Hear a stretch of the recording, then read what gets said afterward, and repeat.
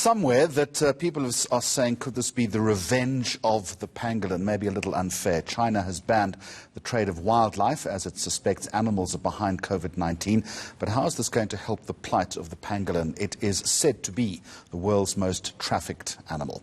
In China, the pangolin is seen as a delicacy and is also wanted for its purported medicinal virtues. Let's discuss this as we're joined this morning by Professor Ray Jansen, the chairperson of the African Pangolin Working Group. Ray, a very warm welcome to you. Thanks for coming in today. Let's get this one out the way first of all. Is there a proven link at this point between the pangolin and coronavirus? Morning, Jeremy. It's possible, but it's unlikely. What happened, a number of papers, 3 journal articles were submitted to prominent journals which are still under review, under peer review. And what they failed to admit was that they actually tested the binding sites of the coronavirus in pangolins and compared it to the one in humans. And it was only, they first said it was 99% similar, but it was only 90% similar. And then they tested the coronavirus in its natural host, which are normally bats, the horseshoe bat, and that had about a 97% similarity. So at this stage, it's possible, but yet it's unlikely that it's pangolins. But the karma for pangolins being the most traded mammal on Earth is it's brought their plight into the lounges of everybody around the world, which in itself is fantastic. And we can talk about that in just a moment, because this actually might be a good thing as far as the pangolins are concerned. So, world's most trafficked mammal, also extreme degrees of cruelty, I understand. Yes, absolutely. So there's a huge demand for their meat as a delicacy in countries such as Vietnam. Also in Asia, as a source of rural food as well, they're highly sought after. But more importantly is their use in Chinese traditional medicine. The scales, in fact, which are ground up and used up to 60 different commercial remedies that are sold in China. And the extent of that trade is monumental. How endangered are they? We don't even know how many there are. You know, the large majority of South Africans have never even seen a pangolin, and some have never even heard of pangolins. They're solitary, they're nocturnal, they don't make a noise, you can't find them, so we can't even count them to determine how many there are. But what we know is that the 4 Asian species are incredibly rare. And just like you have the Asian rhino and Asian elephant, their use and their demise is to such an extreme event now that they're coming for their conspecifics, which are the African rhinos, African elephants, and African pangolins, because there are 4 Asian species of pangolin and there are 4 African species of pangolin. So just last year, I noted that 97 tons of scales left the African continent. That's just what we intercepted, which is only about 10% of the trade. That equates to about 170,000 animals. And an animal that only has 1 pup a year and possibly every 2 years, it's unsustainable for the entire order. Difficult then to quantify the endangered quotient. Yes. Having said that, the locale in South Africa is predominantly where? Well, with our borders with Mozambique, Zimbabwe, Botswana and Namibia is their natural distribution range. But we're seeing the trade in the Temminck's ground pangolin increasing every single year. And on Wednesday, there was an operation in Marble Hall where a number of chaps were arrested and we retrieved a pangolin, which we now have in the hospital.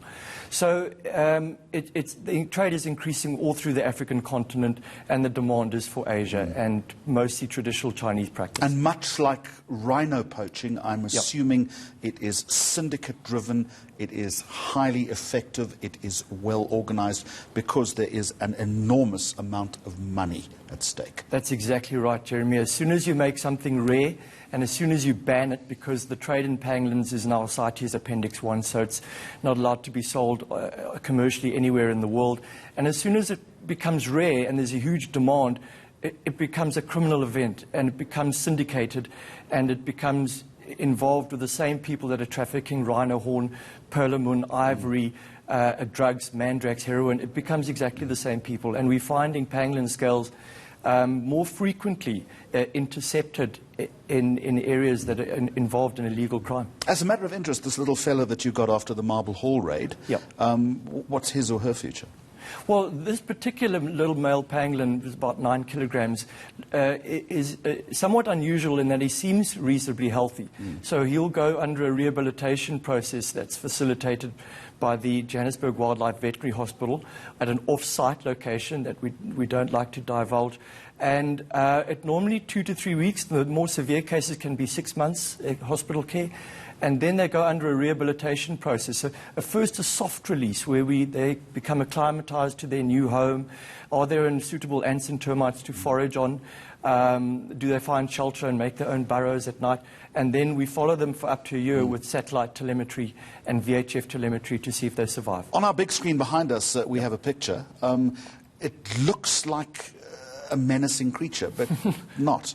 They're completely harmless. They wonderful, docile animals, and once you've been around them, they bewitch you. You know, they're entrancing. They've got a tongue almost as long as their body that's stored in a cavity below their stomach, and they only feed on ants and termites. This particular species, the Thames ground pangolin, is the only bipedal species that walks on its 2 hind legs. And they have 1 pup a year, and the pup stays with mom for about 6 to 7 months before it's weaned. And they're highly territorial, solitary, mostly nocturnal creatures. And they're quite peaceful. They haven't got a mean bone in their body. I enjoyed the retort that you sent to my email when I said, would it be possible for you to bring one in? And I think you said, well, would you bring a rhino in? And I think I got the message from you. Ray, very quickly, yes. You said at the beginning of our conversation, this virus, as difficult as it is for human beings, in fact could have an upside as far as the trade is concerned in pangolins, illegal trade. How then do you capitalize on this? Well, firstly, the global awareness now of pangolins has just had a skyrocket event, which is really great for the order. The problem is, such as the 2002-2003 SARS outbreak in Asia, which is very similar to this, because this is also a SARS outbreak, a severe acute respiratory syndrome. It was from an intermediate host called a palm civet. Now, after that became public knowledge, a sort of a double-edged sword, the palm civet was persecuted quite heavily. So we're not quite sure which way it will go, and we don't know which species this coronavirus originated from. It could be beneficial to pangolins. It may not be beneficial to pangolins. If you're a threat to a human community, they go after that threat, which is a bit concerning for us.